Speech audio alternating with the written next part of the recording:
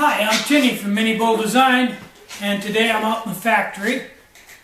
It's coming down to the end of the year, and this pile of receipts was in best way, so rather than just burn them, I brought them out here so you could see basically what a year's receipts look like. About a foot tall, one sheet of paper at a time. Okay, I want to clear up some things. New people have emailed me and just with hordes of questions about my stoves. They've been on YouTube, and you know how YouTube is. It's kind of like trying to drink out of a fire hose. So, real quickly, I wanted to show you a couple of things about my stoves that seem to be a little bit of a mystery to some people. Let me move the camera in here a little bit. Okay, first, I want to show you a stove that I made. This is a Bongo original, old stove, but a good design. I made a Bongo original without the silicone in it. And then I have another one with the silicone in it. And I let them both run for about 15 minutes and then did a temperature check on the base and looked at the flame pattern. So let's look at those.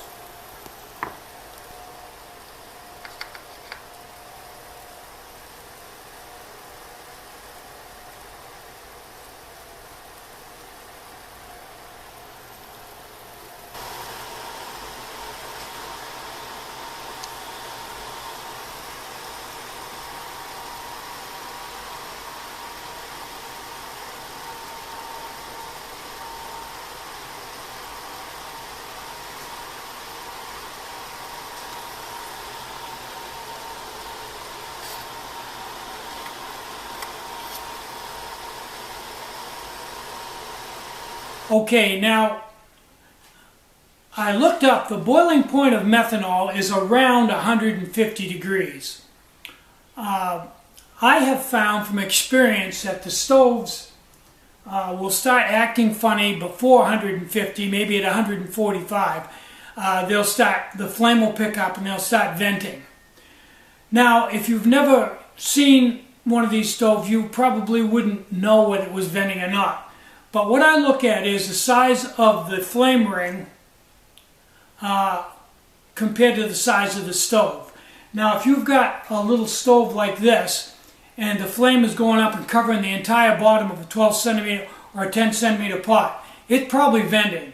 It should only have a flame about maybe half the diameter of the pot.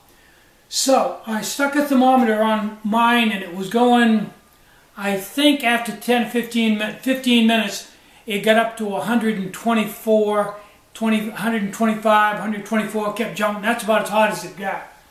The one without the thermal silicone block in it, when I checked it was at 154, I think, and was venting. You could see that it was right out to the edge of the pot. So that's the reason why I put the thermal block in this stove. Now, there's more to that than this.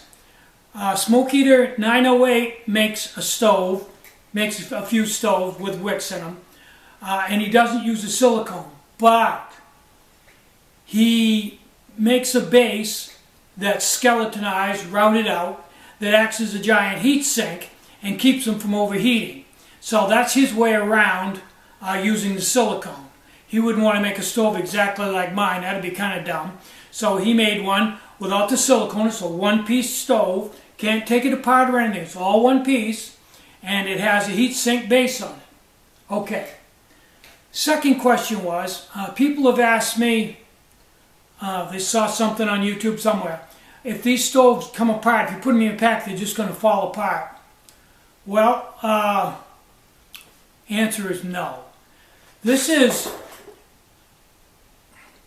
You can get them apart, but It's not anything that just pops apart.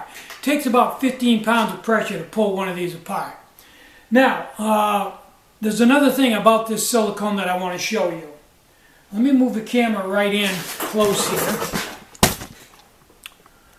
Okay, because this has a piece of silicone in it, which I'm using as a heat dam, I don't need the wide base with all the airiness to it, although it would be more stable with that. But, okay, this is a Bongo original. I take the wick out. Now, say Tinny makes a different top for it. Just take that top off, take Tinny's new top. Okay, now it's a droop top on a Bongo original. Okay, say you've got the original top and Tinny comes out with a bottom that catches the alcohol. So if you spill it, it won't run all over the place. Take your bottom, snap it onto the new Tinny's SB base, safety base, and now you've got a safety base. And that's really the strong point of this silicone. It makes the stoves modular. You can take any one of my bottom feed stoves and mix and match the bottoms and the tops with any other stove, and you can actually go on the website, just buy a base and buy a top and make a stove from scratch. And if there is a certain base on there that I don't sell, if you email me, I'll make one for you. So that's, to me, that's a big advantage of having the silicone, because it makes the stove modular. That's my 2 cents. And I really like that. Besides that, it also cuts down on the heat that makes it to the base, so it won't boil the alcohol. So, okay. Second off, Smoke Eater and I are getting along fine. We're trading ideas and we're doing well. He's a smart guy. He's got some really good ideas. And I found some of his ideas I thought wouldn't work actually do work. And he's got some pretty good stoves. Because of the things he does, it keeps my mind going in competition. So I've probably come up with a lot of things that I wouldn't have if it hadn't been for Smoke Eater. Robbie, I call him. So, people have said, oh, you know, he stole your ideas. He's taking a lot of money away from you. Okay, let's address that. I made the same, actually made more the first year that Robbie started selling stoves. I actually increased my sales. This year, my sales haven't dropped a bit. They've increased a little bit, not a lot, but some. So I'm going to say that Robbie's selling stoves has had zero effect on minibulldesign, none whatsoever. Not to say that he hasn't sold a lot of product. The thing is, he has created another market for a totally different group of people. Different group of people, different batch of stoves, different environment. I'm in a cold climate, he's in a hot climate. Two totally different things. And I don't think my sales hurt him any, and I don't think his sales hurt me any. I think it's two totally different markets. Not to say that some of my customers haven't bought stoves from Robbie just out of curiosity and probably liked them, and probably some of Robbie's customers have bought stoves from me and liked them. So I just want to get that out of the way, and I wish people would stop emailing me and attempting to get me to say something bad about Robbie. I really don't like that, and that's basically what's going on.